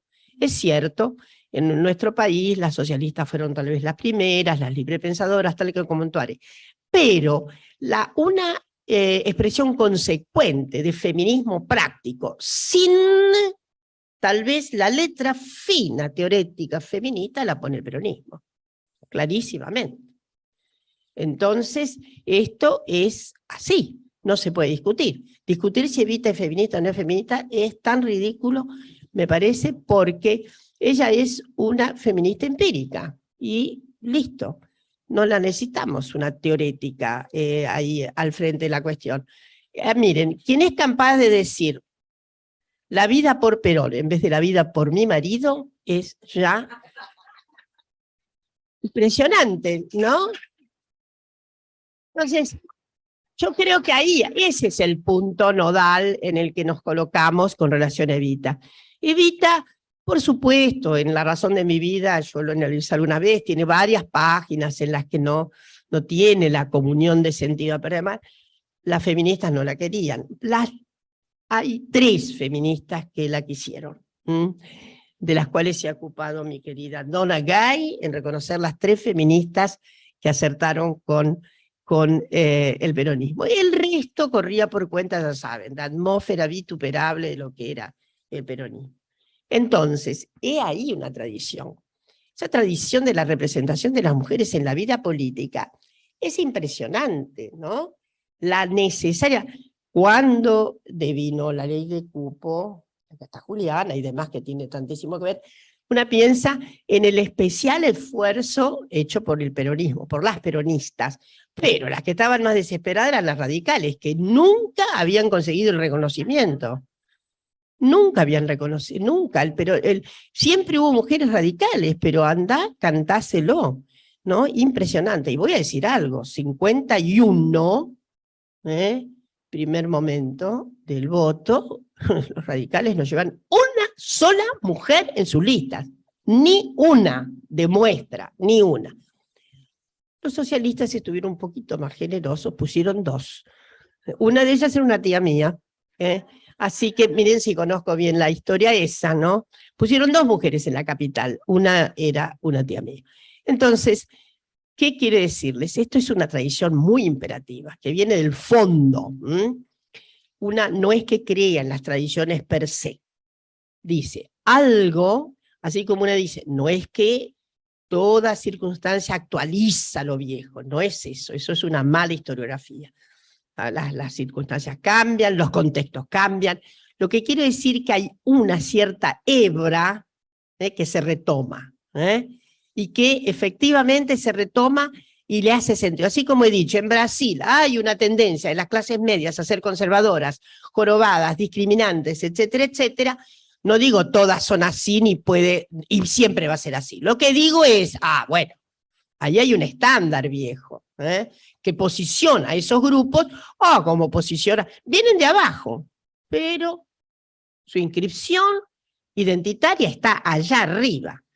A veces una se preocupa, porque acá en nuestro país también hemos tenido, sobre todo en los últimos tiempos, movilización capilar hacia arriba, y también pasó en Bolivia, y resulta que la gente se olvida rápidamente del lugar que dejó atrás, ¿cierto? Bueno, pero en Brasil eso es mucho más severo. Finalmente, les quiero decir, nosotros tenemos una serie en el recorrido de las movilizaciones de mujeres, obviamente también la Argentina se lleva un poco a las palmas, tenemos Ni Una Menos, tenemos encuentros nacionales de mujeres, bueno, ahora encuentro plurinacional, etcétera, etcétera, etcétera, vamos a ver qué es lo que pasa, pero digo, ese encuentro tuvo 130.000 mujeres, tiene una inscripción que bueno, es muy difícil, desandar esta extraordinaria convocatoria ahora que se va a llamar plurinacional. Luego tenemos Ni Una Menos, 3 de junio de 2015, un reverbero impresionante, ¿no? Tenemos el hecho de que tuviéramos las primeras huelgas hechos a la Macri, la hicimos el 8 de marzo, ¿no? Y es una corriente portentosa, además le da obviamente una sostenibilidad a las propuestas nacionales populares, democráticas y feministas. Entonces tenemos un derrame de feminismo popular muy notable. Casi todos los países lo tienen, pero no tan agudo. Una pieza Chile. Chile tuvo también su derrame feminista popular, sobre todo a raíz de las grandes convulsiones. Chile es un país que tiene una historia extraordinaria en materia de feminismo, pero es un feminismo que ha ido, ha vuelto, ha caído, ha tenido por ahí unas situaciones y de repente vuelve y uno dice, vamos por eso, porque el feminismo chileno de los años 30 fue extraordinario. En los años 20, además, Chile notablemente llegó a tener 3 partidos feministas, no uno como el de Julieta, 3.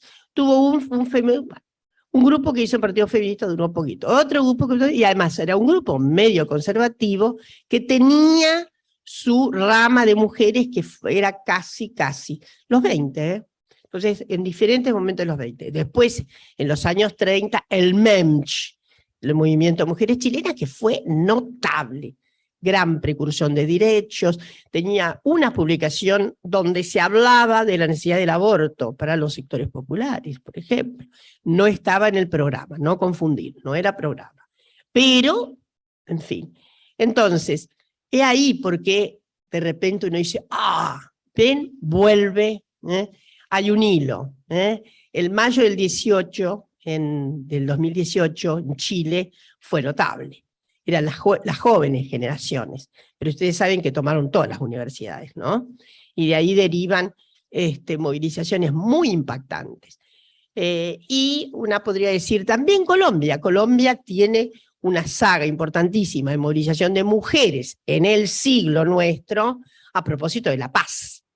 Ha habido grandes movilizaciones de mujeres. Después, extraños sortilegios, ¿no? Porque ustedes saben que cuando se perdió el famoso plebiscito, también hubo una introducción de elementos de fake news, de noticias muy, muy escabrosas, para los que efectivamente hubo una pésima inscripción, digo, hacen hazaña las fake news. Pero las mujeres se movilizaron. Miren, hubo una gran movilización, pero que juntó como a 50.000 mujeres por la paz. Entonces, bueno, Bolsonaro, la gran movilización contra Bolsonaro la hicieron las mujeres. El movimiento Ellen Now, ¿no? Fue importante. No pudieron, eso es evidente, no pudieron. Pero fue uno de los movimientos más importantes de Brasil para la oposición a Bolsonaro. En fin, yo lo que les quiero decir, y con esto cierro, que quedan muchísimas, de todas maneras, volviendo sobre nuestro país, hay toda una apuesta a que obviamente nuestros derechos tienen que ir en ascenso y en incremento total. Faltan muchísimos derechos, faltan muchísimos. Tenemos ahí, en diputados, la ley de cuidados, tremenda ley que va a ser objeto, me imagino, porque necesita presupuesto, etcétera, etcétera, pero habría que empeñarse y ver si la podemos sacar. Desde luego, una espera otras y otras cuestiones. Necesitamos, vivo diciendo que la mano invisible del mercado es el patriarcado, a no engañarse. Tenemos que hacer que el Estado realmente participe fuertemente. Hay algunas iniciativas que participe fuertemente en una disolución de los elementos violentos del mercado, que ha dividido tan groseramente en relación al estereotipo en actividades de mujeres y actividades de varones. No se sostiene, no se sostiene. Bueno, pero ¿qué hacemos?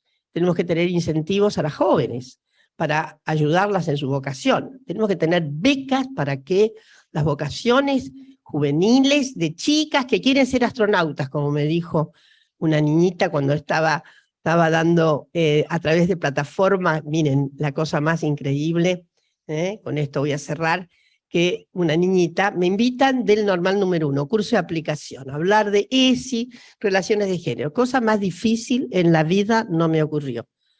¿Saben lo que es hablar por plataforma? Y es tremendo, ¿no? Pero las maestras muy inteligentes, había un grupo de niños que estaban en el aula y otros que estaban como estamos ahora.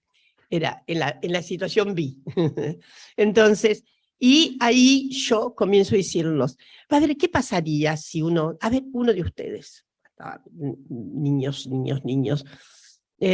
va a casa, una de ustedes va a casa y dice, yo, ¿saben qué? Les dice a sus padres, a sus tíos y a sus abuelos, yo no quiero ser esto de estar limpiando, lavando y tal, yo quiero ser astronauta.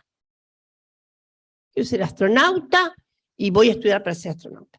Digo, y uno de ustedes va a casa y dice, bueno, yo no quiero hacer ninguna de esas cosas que hacen, yo quiero ocuparme de la casa.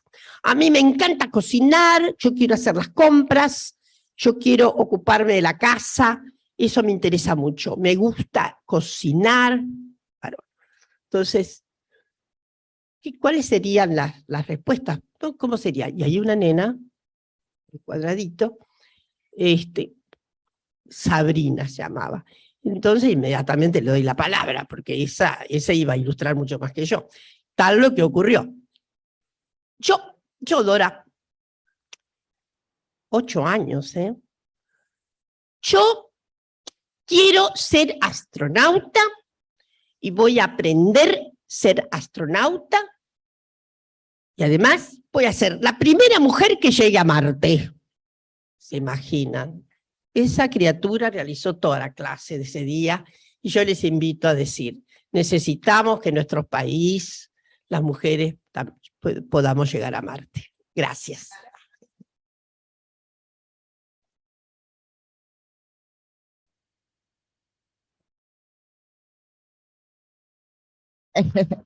Hermoso, Dora. Te aplauden acá y aplauden también las que están en virtual. No, mira las de acá. Acá las tenés a todas. Sí. Hasta Marte no paramos. Bueno, que estuvo buenísimo. Quiero decirles que estoy acá en contacto con la compañera que toma nota también de las preguntas que están haciendo en el chat. Y claro, un poco confirman, te aseveran, son comentarios donde acuerdan con tus dichos, el tema cuidados, que por supuesto va a ser uno de los temas que vamos a trabajar en una de las clases, y también, bueno, todas las demandas que tenemos, como estaban algunas pidiendo la moratoria, son cosas, acá hay diputadas que están en este tema y vamos a ir viendo. Yo quisiera que con estas ilustraciones que nos hicieron las dos compañeras, tan jóvenes ellas, ahora nos hable la más joven de todas, que es Cris Álvarez Rodríguez, que además tiene en su haber, es el ejecutivo, o sea que veamos que esto también es una de las cosas que también potencian estas reuniones. Tenemos compañeras académicas, historiadoras, militantes, y también que están poniendo el cuerpo en el ejecutivo cada día, ¿no? Suya. Bueno, después de Dora es irremontable, yo qué voy a decir, pero como Judith me provoca, no, sencillamente pensar que así como Dora y esa niñita de 8 promovía ser astronautas, también el acceso al poder, a los lugares de toma de decisiones, ¿no? Porque indudablemente la formación de todas las compañeras pero sabiendo claramente que hay una desigualdad de inicio, y esa desigualdad de inicio hace que, por ejemplo, en la provincia de Buenos Aires, donde yo soy ministra de gobierno de Axel, vemos que a los lugares de toma de decisiones el acceso aún está difícil, y no por no tener un gobernador o un gabinete que promueva esta condición, o en los que hay otras ministras en lugares muy importantes, como es el tema de ambiente, de cultura, bueno, mujeres, por supuesto, Estela, que es querida compañera también de aquí de nuestro instituto y nuestra comisión, pero la verdad es que el acceso, cuando uno ve cuántas mujeres intendentas, cuántas mujeres presidentas de consejos deliberantes, cuántas mujeres en lugares no tradicionales, ¿no? Llámese en economía, en infraestructura, en los lugares, digamos, que no están habitualmente, no así podríamos decir, en educación, en desarrollo social.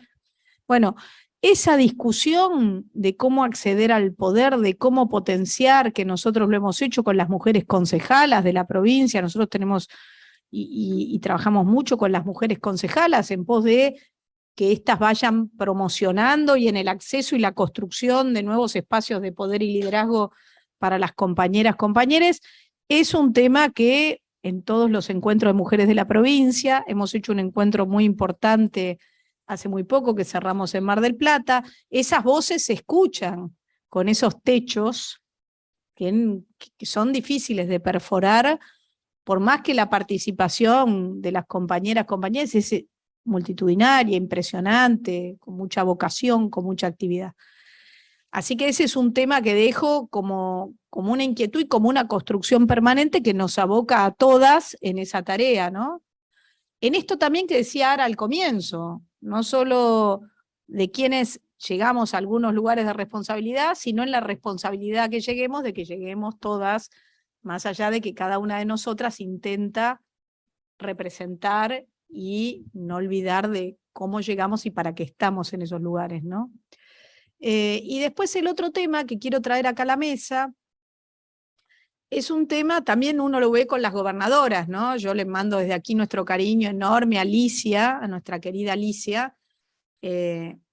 Bueno, hay 2 gobernadoras, no hay 100 gobernadoras, 24, 2. Bueno, Digo, la paridad está en algunos lugares, pero no está en otros. Las intendentas de la provincia y las intendentas a nivel nacional, hay provincias, Mendoza tiene una intendenta, creo, sí, es una. Bueno, hay situaciones así que se repiten a lo largo y ancho de nuestro país, por ahí me equivoco, quiero el dato, pero digo, por lo menos una intendenta compañera, sé, porque Anabel me la presentó, pero digo, estas cuestiones son las que hacen que todas nosotras tengamos plena conciencia que hay pendientes muy fuertes. Y el otro tema que quiero traer acá, y no lo puedo dejar de mencionar tampoco, es el tema de Cristina, ¿no? Es el tema de Cristina en dos aspectos. El primero, el intento de magnicidio, de asesinato, que me parece que por supuesto que fueron sobre su cuerpo físico y simbólico, y que no pudieron perpetrarlo, pero que esa situación está muy clara, que todos la vimos y hace tan poco tiempo, es el 1 de septiembre, que también tiene autores intelectuales concretos, que no era la manga de loquitos, ni era una chica que vendía copitos o caputos, no sé, es otra cosa, ¿no? Entonces me parece que eso, asociado a un fiscal impropio, que es Luciani, que está volviendo a querer hacer de las suyas en estas semanas, a todas nos tienen que poner también en alerta, ¿no? En alerta, porque hay muchas cosas que hay que cambiar y hay que democratizar el poder judicial con perspectiva de género en Argentina, y creo que en la máxima expresión es lo que le pasa a Cristina, ¿no? Lo que le pasa a Cristina es esa máxima expresión de lo que cotidianamente en nuestros barrios vemos que le pasa a muchísimas compañeras en el acceso a la justicia y en esas oficinas que se tuvieron que abrir de acceso a la justicia porque la gente de a pie no accede. Por eso tuvieron que abrirse, ¿no? Entonces me parece que estos dos puntos yo los quería decir porque me parecen disparadores también para el diálogo y para conectar todas estas partes de construcción de nuestros feminismos populares, del acceso a los lugares de toma de decisiones y de poder, y también a la defensa irrestricta de nuestra doctrina, a la pelea por la unidad, y lo digo pelea porque nos cuesta mucho, pero también a la defensa irrestricta de nuestra conductora. Porque el peronismo, el movimiento nacional, siempre tuvo la conducción clara. Y a mí me parece que eso es algo central, porque esa conducción es la que nos ordena también. Y es la que nos llevó al triunfo en el 19, cuando raramente se veía que era imposible que no pudiera reelegir Macri. Y no pudo, como no pudo Bolsonaro tampoco, no pudo. Entonces me parece que todos estos temas yo hoy es un poco desordenado, pero me parece que tira algunas líneas para que en el debate que iniciamos podamos también sumar. Y precisamente ahora le doy a Araceli y a Dora porque hubo un par de preguntas para ellas. Precisamente en la próxima clase vamos a tocar este tema de lo que es la justicia y lo que es la justicia con perspectiva de derechos humanos, ¿no? Que esto también es un debate que está saliendo muy a flor de piel cada día y que tenemos que de alguna manera hacernos cargos de cómo compartirlo con la militancia, cómo trabajarlo en los barrios, en el sindicato, en las escuelas. Tenemos que saber claramente que esto es lo que está sucediendo. Creo que Cristian el clavo en el sentido de que es un magnicidio que está afectando a toda la sociedad, no está, a nosotros particularmente porque es nuestra conductora, pero que esto tiene un afecto, una incidencia en el conjunto de la población, no hay duda. Así que yo les voy a pedir a ellas que contesten un poquito lo que contaron. Creo que muchas de las sugerencias o preguntas que están haciendo por el chat van teniendo la respuesta y las van contestando porque vamos en sintonía. Ara. Acá me dicen, para repensarnos en las críticas de las feministas a las peronistas, pregunta, ¿acaso la doctrina y la práctica política peronista no busca romper la división patriarcal? Público igual valorado, igual varones, privado, igual inferior, igual mujeres. Yo, a ver, digo, sí, la doctrina, sí, digo, la marcha para que reine en el pueblo el amor y la igualdad. Estamos hablando de igualdad, de justicia social, todo eso, que sabemos que es el peronismo. Ahora, la práctica, compañeras, es algo que decía recién Cris, ¿no? El peronismo, como todas las fuerzas políticas, el radicalismo del que hablaba Dora, que ha sido tremendo con sus mujeres y lo sigue siendo hoy, está atravesado por el patriarcado. Esto es así. Y yo estoy convencida que la historia de Cristina sería otra, además de que sería más feliz porque lo tendría su compañero al lado, si Néstor estuviera vivo. ¿Por qué no se meten con una mujer con hombre? Entonces digo, el otro día compartía con una compañera diputada que se quejaba porque decía, cuando se arman las listas, me dicen a mí, ¿y a vos quién te puso? Y entonces yo decía, ¿le preguntaste lo mismo a los compañeros varones? Porque ellos también lo pusieron, ¿eh? ¿Cómo cree que se deciden las listas? Se deciden con 3, 4 en una mesa y te ponen, ¿eh? Pero no, a las mujeres le preguntan, ¿a vos quién te puso? Pero a los varones no. Entonces digo, yo vengo de un municipio gobernado por mujeres. Del 70% del gobierno de María Fernández y Moreno somos mujeres. La intendenta, yo soy la presidenta del Consejo Deliberante. Bueno, chicas, que no es fácil, ¿eh? Y que no es fácil con los propios. Que yo creo que más de uno se opone por machirulo. No se bancan que gobernemos las mujeres. No se los bancan. Y Mariel tiene un marido, yo no. Pero Mariel tiene un marido. Un compañero que además preside la CETEP, bueno, el gringo Castro. No le ves el pelo al compañero. Yo no sé si Mariel le echó flea. No, están juntos, pero quiero decir, no aparece, no se mete. No se mete. Y entonces vienen y le dicen a Mariel, algunos con algunas prácticas ancestrales, malas prácticas políticas, diría Evita, y se sientan con Mariel y le dicen, ¿con quién tenemos que hablar? Y Mariel le decía, ¿antes con quién hablabas? Con el intendente. Bueno, habla conmigo. No es fácil, ¿eh? Entonces digo, son muchos, el patriarcado no es chiste, el patriarcado no es solamente una palabra, el patriarcado son prácticas, y el patriarcado no son solamente los varones, porque no te puedo explicar la cantidad de mujeres patriarcales que apoyan a esos compañeros, que son compañeros nuestros y que se la bancan y se callan. Entonces digo, es complejo, es complejo. Sí creo que la única manera de romper estas prácticas o de ir rompiéndolas es la que decía Evita, una enorme unidad entre nosotras y una enorme hermandad, porque si no es imposible, solas no llegás. Y es más, sola, por ahí te ponen, como decía esta legisladora, por ahí te ponen, pero así como te ponen, te sacan. Entonces, yo creo que la construcción de una forma de hacer política que tiene que ver con la conciencia de género, que tiene que ver con la conciencia de que la otra es una hermana, no es un chiste tampoco. A las peronistas por ahí nos resulta más fácil, porque como hablamos de comunidad organizada, hay ciertos valores que no hace falta que nos digan.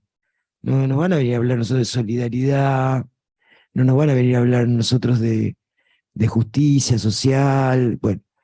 Pero en la práctica, el feminismo, yo creo que la última actualización doctrinaria del peronismo que la hizo Cristina, en el discurso aquel famoso cuando perdíamos la votación de la interrupción voluntaria del embarazo, cuando dijo, para nosotros el peronismo siempre fue nacional, siempre fue popular, después le agregamos democrático y ahora hay que agregarle feminista. Y es esto, la pelea la tenemos que dar juntas sabiendo que los compañeros y muchas compañeras no son fáciles en romper las estructuras del patriarcado. Me parece que es eso. Sí, hay mucho patriarcado. Hay mucho patriarcado femenino. Bueno, acá me parece que es prima hermana la pregunta, porque dice, al igualar géneros también se disputa socialmente la valoración social de las tareas feminizadas. No es inferior lo privado, es decir, la vida de la reproducción y de todo lo que tiene que ver con el orden llamado privado, ¿no? Es igualmente valioso y merece los mismos derechos. Exactamente de eso se trata. Se trata de que los varones se hagan absolutamente responsables de tareas que no son inferiores, sino sustantivas, porque si no, no hay vida. Esa es la cuestión. No se trata, no son inferiores. ¡Qué esperanza! Siempre he dicho, ¿qué tal si un día las llamadas amas de casa, así llamadas, deciden una huelga general por tiempo indeterminado? No hay modelo económico que subsista. El capitalismo se va al diablo en un rato, el capitalismo y algunas fórmulas sucedáneas más progres que ha habido, pero que tampoco pudieron resolver la cuestión del patriarcado. Entonces no se trata de inferioridad, superioridad. Se trata de esferas en las que efectivamente una mujer colocada solo para la vida reproductiva tiene algunas serie de dificultades fundamentales, porque como no se la reconoce como un individuo entero, sujeto absolutamente de derechos para la vida económica, la actividad económica, ¿no? Entonces hemos visto el significado que tiene, y lo vemos todos los días, a toda hora, y en cualquier momento, y en cualquier lugar, y no solo en los sectores populares, porque hay algunos sectores medios que también, cuyas mujeres pueden estarse en fin, sólidamente instaladas en tareas reproductivas. El problema es cuando quedan solas, y cómo separarse y cómo armar la salida frente a la violencia. Entonces no se trata de superior ni de inferior, se trata justamente de que los varones vayan a comprometerse con todas las tareas fundamentales para sobrevivir. Lo dice el Código Civil, pero ustedes saben que el Código Civil utopiza, tiene una utopía. Se los dije los otros días a los magistrados porque fui a Río Gallegos a hablar de esto. ¿Saben qué? Tienen ustedes sobre todo el fuero civil familias, que tiene la familia argumentativa, la familia nuclear, hetero, sigue siendo la misma. En la cabeza de esa gente no varió. La utopía del Código Civil del siglo XIX todavía está presente. Les dije, les quiero advertir que esa familia no existe, ¿no? Primero porque los varones siempre hicieron disrupciones graves, tenían casa grande, casa chica, ni siquiera pudieron cumplir los patriarcas con el programa de la utopía esa. Así que, y luego subsiste. Miren, si hay una cuestión a erradicar, la verdad se los he dicho con toda imprudencia, piensen en cómo se reformulan los fueros. Esto de fuero familia es un problema. Y lo sabe toda la gente que pasa a litigar cuestiones en ese fuero. Entonces, y luego la anomalía, fuero familia, pero el fuero penal va por otro lado. Entonces, acá te resuelvo esto, espera el parche del otro lado que va a venir, vaya a saber cuándo. Es una barbaridad, es una insensatez, refiere al derecho del siglo XIX. Esa organización estanca de los campos semiológicos y además la formación. Me fui un poco lejos, pero como ven estoy un poco hirsuta, porque creo que el problema está también en cómo se forma a los profesionales jurídicos, ¿no? Se lo forma en ese sentido, en que el derecho tiene una estabilidad de vaya a saber de dónde la sacan. Bueno, por supuesto que me la pasé dando ejemplos acerca de si el derecho se enseñara, ¿cómo se debe enseñar? Como una materia movilizada por la cuestión social siempre, cómo se ha perdido, la eficacia que ha perdido delitos como el adulterio, ridículo, ¿no? Ustedes saben que es una cosa, el adulterio delito. Bueno, pero si hubiera una historia respecto de esto, otras cuestiones pasarían por la cabeza. ¿Saben por qué? Porque se lo forma para la estabilidad, en el sentido de que cuando mucho absorben, cuando mucho lo que está, pero la idea es que es metaestable. Entonces, en lo posible, el derecho no se cambia.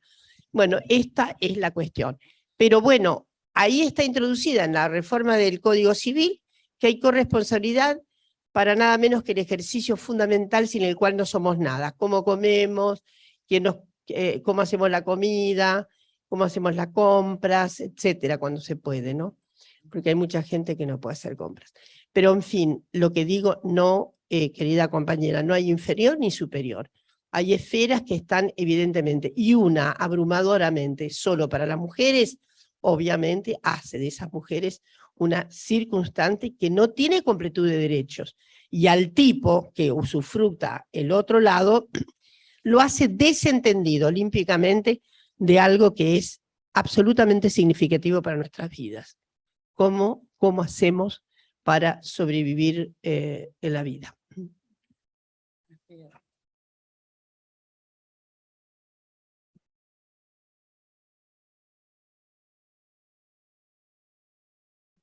Bueno, gracias Dora, gracias Cris, gracias Arabre, y en especial gracias a todas las que estuvieron. ¿Querés decir algo? Sí, no, me dieron papelito, ¿cómo no, Juliana? Acaba de responder ella, no te dieron papelito, Juliana, pero... Acá hay Che, pero no les dieron papelito, no. A ver, el tema es así. No, a ver, vamos a hacer una cosa. Sí, Juliana, a ver, lo expliqué al principio, ahora vas a hablar, pero quiero explicarlo de nuevo porque en la próxima clase también lo vamos a hacer así. Ustedes nos dan las preguntas escritas y yo, o quien esté acá, se ocupa. Bueno, se ocupan. ¿Sabes por qué? No, claro. Entonces se ocupan de ir contestando a medida que ustedes preguntan. Es un sistema porque nosotros a las 8 tenemos que dejar la sala. Si yo lo dejo a como surja, nos quedamos acá hasta las 10, 11 de la noche, todas nosotras. Y la gente trabaja. Pero encantada, Juliana, que puedas saludar. Queremos que saludes, da vuelta a la cámara para que la veamos a Juliana. Y bueno, por eso digo, Juliana, ¿puedes hablar?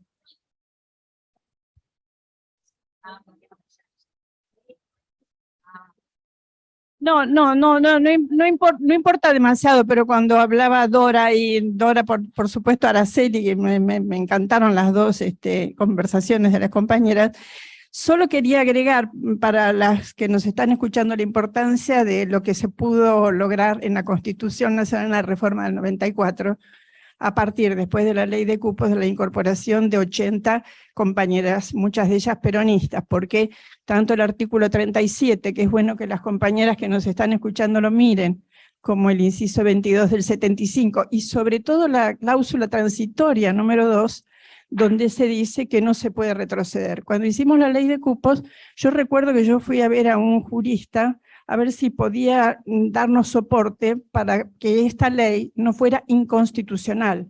Y siempre jodieron mucho tiempo diciendo, pero alguna vez se va a decir que es inconstitucional.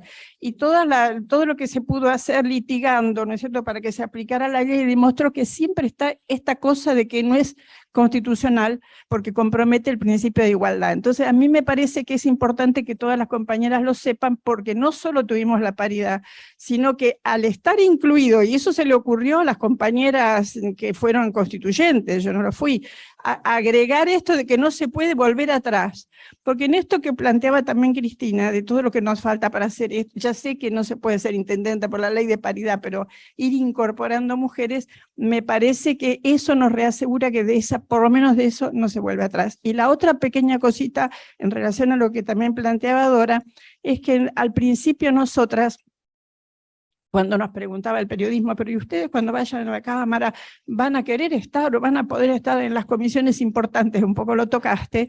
Nosotros al principio caíamos en una trampa. Ya se sabe que la de economía es importante, la de política internacional, pero nosotros decíamos, no, nosotros vamos a pelear estar ahí. Hasta que después dimos vuelta al discurso. ¿Por qué la de mujer, familia? ¿Por qué la de educación? ¿Por qué no son importantes? Y revalorizar, tal cual que lo personal es político, que esas comisiones eran tan importantes como las otras. Un agregadito.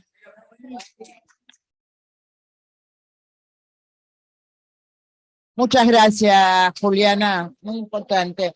Bueno, vamos a mostrarle los aplausos de las que están en las pantallitas y los aplausos de acá, y ahí están, ahí eso. ¿Ves que entonces se puede ahí también?